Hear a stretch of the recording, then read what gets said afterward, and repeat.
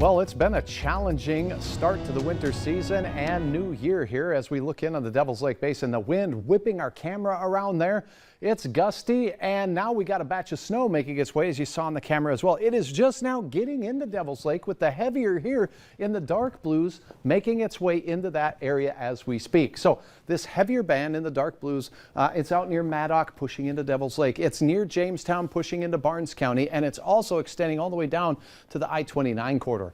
This is not a super snowfall producing system, but it's going to coat our roads with a layer of slippery ice crystals once again, and we do have south winds tonight. Let's take you in a little closer. As you can see, the heavier band of snow near Maddock, Carrington, New Rockford pushing out towards Cooperstown. It's moving to the east at 40 miles per hour. So these are some areas with snow will arrive in the Devil's Lake Basin a little heavier by 4:49 because we're focusing on that heavier band there. The stuff that's near New Rockford now will be heading into the Binford area by 4:55. And as it extends down, notice we have less dark blues here. It's not as heavy in the southern batch or band, I should say. It'll be making its way into Valley City by 4:17, Windmere by 4:43, and then a little later on towards the FM area. For tonight, winter weather advisory, Grand Forks, Fargo, Fergus Falls, Pelican Rapids, and the Sisseton Hills back into the Devil's Lake Basin.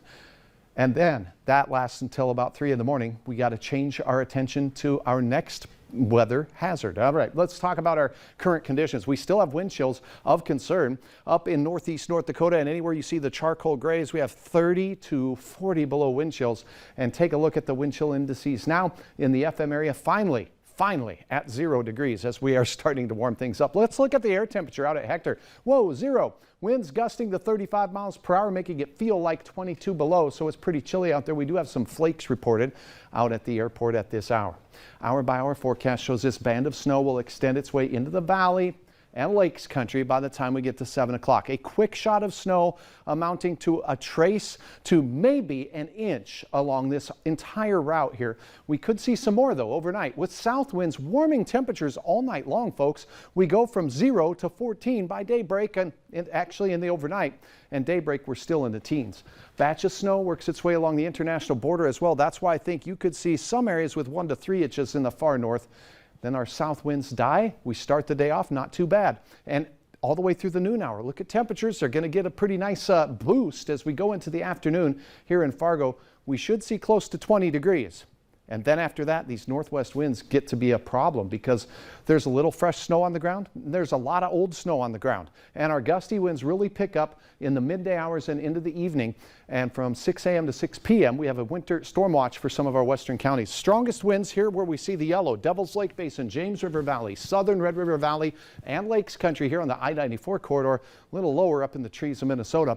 And then the Arctic air follows. And by tomorrow night, we're right back down, falling over 25 degrees by midnight.